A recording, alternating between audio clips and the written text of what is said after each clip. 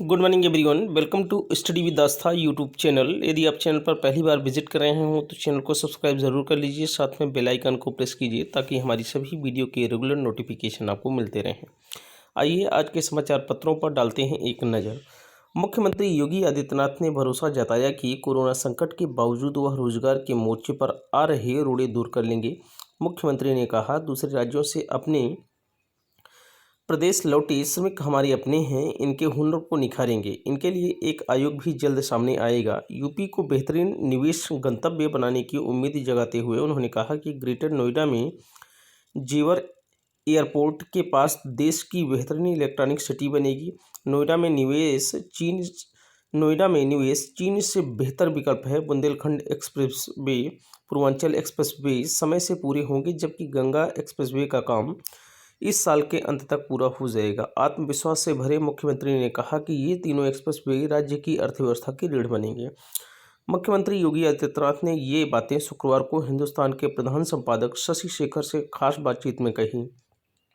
CM से ये सवाल वीडियो कॉन्फ्रेंसिंग के जरिए हुए। इनमें मुख्यमंत्री ने दो टूक कहा, कुछ चंदाखोर भर्तियों में रोड़ा अटका रहे हैं, जबकि उनकी सरकार की पूरी तरह मेरिट पर शिक्षक भर्ती की पक्षधर है। कोरोना संक्रमण के लिए काफ़ी हद तक तबलीगी जमात को जिम्मेदार मानते हुए सीएम ने कहा कि ऐसे लोगों पर सख्त कार्रवाई करने का अभियान जारी रहेगा। उन्होंने कहा, तबलीगी जमात से जुड़े लोगों ने जगह जगह जाकर संक्रमण फैलाया। पुलिस ने जब कार्रवाई की तो वहां पर भी जैसा व्यवहार किया वह सही नहीं था। सख्ती नहीं करते तो राज्य की बड़ी आबादी संक्रमण की चपेट में आ जाती। कोरोना महामारी के कारण स्थगित हुई सिविल सेवा 2020 की प्रारंभिक परीक्षा 4 अक्टूबर को होगी। संघ लोक सेवा आयोग यानी यूपीएससी ने शुक्रवार को यह घोषणा की। यूपीएससी ने कहा कि पिछले वर्ष की सिविल सेवा एवं मुख्य परीक्षा के जरिए चुने गए अभ्यर्थियों का साक्षात्कार 20 जुलाई से शुरू होगा। इस साल सिविल सेवा प्रारंभिक परीक्षा 31 मई को होनी थी, लेकिन राष्ट्रव्यापी लॉकडाउन के चलते यह टल गई थी। कार्मिक मंत्री जितेंद्र सिंह ने बताया कि सिविल सेवा परीक्षा की नई तिथि की घोषणा उन संदेहों को दूर कर देगी कि परीक्षा रद्द कर दी गई है। लोक सेवा आयोग ने पीसीएस, एसीएफ एवं एफआरआरएफओ की 2020 परीक्षा स्थगित कर दी है। यह परीक्षा 21 जून को प्रस्तावित थी। लॉकडाउन के कारण स्थगित होने वाली आयोग की यह 7वीं और पीसीएस की दूसरी परीक्षा है। इससे पूर्व आयोग पीसीएस मेंस 2019 समेत कुल 6 परीक्षाएं स्थगित कर चुका है। परीक्षा नियंत्रक अरविंद कुमार मिश्र की ओर से जारी सूचना में कहा गया है कि परीक्षा की अगली तिथि सूचना के बाद दी जाएगी। मुख्यमंत्री योगी आदित्यनाथ के लाइव साक्षात्कार के दौरान फेसबुक पर 7,500 से भी ज़्यादा कमेंट आए। सबसे अधिक टिप्पणियां शिक्षक भर्ती व शिक्षकों के अंतर जनपदीय तबादले को लेकर की गई। बहुत से लोगों ने उन्हें जन्मदिन की बधाई भी थी। यही नहीं, बहुत से लोगों ने अपनी समस्याएं बताने के साथ ही सरकार के कामकाज की प्रशंसा भी की। शिक्षा मित्र बेहाल हैं। 69,000 शिक्षक भर्ती के लिए बड़ी मुश्किल से 2 परीक्षाएं पास की, लेकिन फिर भी वो भर्ती से दूर हैं। मामला लगभग 120 शिक्षा मित्रों का है, जिन्होंने विशेष प्रक्रिया के तहत दूरस्थ बीटीसी न करते हुए अपने स्तर से बीटीसी या विशिष्ट बीटीसी की परीक्षा पास की थी। इन्हें 69,000 शिक्षक भर्ती में भारांक का फ़ायदा नहीं दिया जा रहा है। गोरखपुर में शिक्षा मित्र संतोष का भारांक समेत शैक्षिक गुणांक 86 है, लेकिन इन्हें इसका फ़ायदा नहीं मिला है क्योंकि उन्होंने विशिष्ट बीटीसी कर रखा है। वहीं कौशाम्बी के राजेंद्र कुमार, रायबरेली के राकेश कुमार, आगरा के दलबीर सिंह, महाराजगंज के प्रदीप, फिरोजाबाद के ओम शरण व सुधीर यादव समेत 120 शिक्षा मित्रों को लाभ नहीं मिला। इन लोगों ने बीटीसी, विशिष्ट बीटीसी कर रखा है, लेकिन इनका नाम भी चयन सूची से गायब है। शिक्षा मित्र निदेशालय तक का चक्कर काट रहे हैं, लेकिन इन्हें कोई आश्वासन तक नहीं मिल रहा है। सुप्रीम कोर्ट के इस भर्ती में प्रति वर्ष 2.5 अंक अधिकतम 25 अंकों का वेटेज दिया जा रहा है।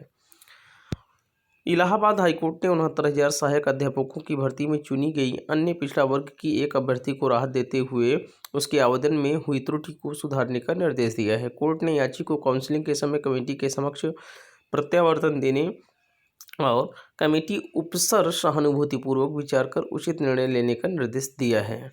69,000 सहायक अध्यापक भर्ती में कट ऑफ को लेकर सुप्रीम कोर्ट में दायर याचिका में जवाब लगाने के लिए बेसिक शिक्षा परिषद ने सभी जिलों से कार्यरत शिक्षा मित्रों की संख्या मांगी है।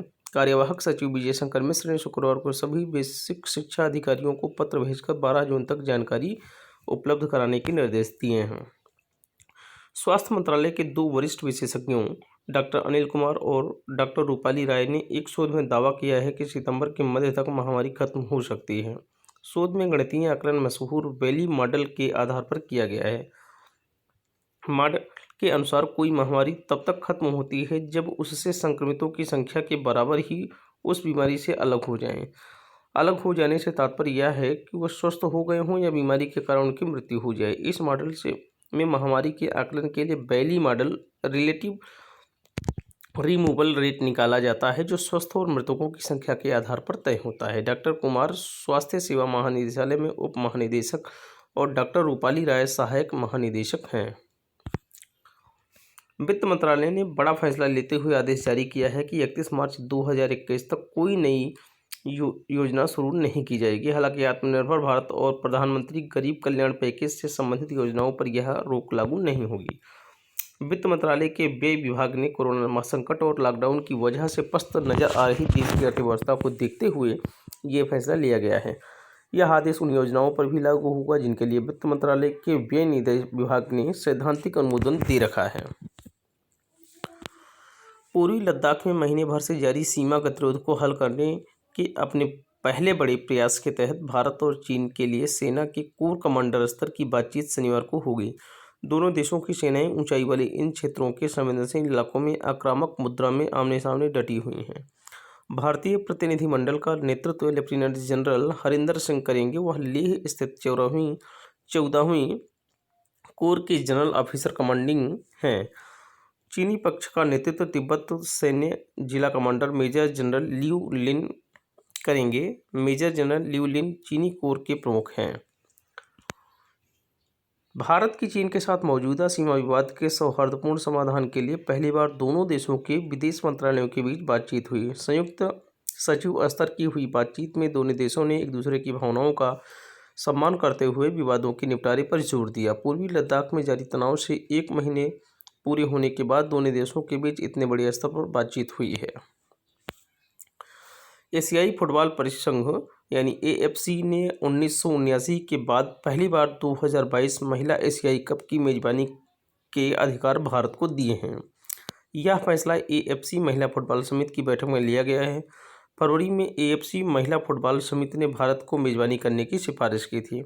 अखिल भारतीय फुटबॉल महासंघ को लिखे पत्र में AFC के महासचिव दाटो विंडसरजान ने लिखा, समिति ने AFC महिला एशिया कप 2022 फाइनल्स की मेजबानी के अधिकार अखिल भारतीय संघ को सौंपे हैं।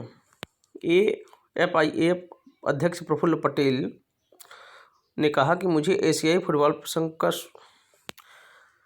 यदि आज का सेशन आपको पसंद आया हो तो वीडियो को लाइक करें, शेयर करें, कमेंट करें और स्टडी विद आस्था के यूट्यूब चैनल को सब्सक्राइब करें। Thank you so much. शुक्रिया, धन्यवाद। Have a nice day.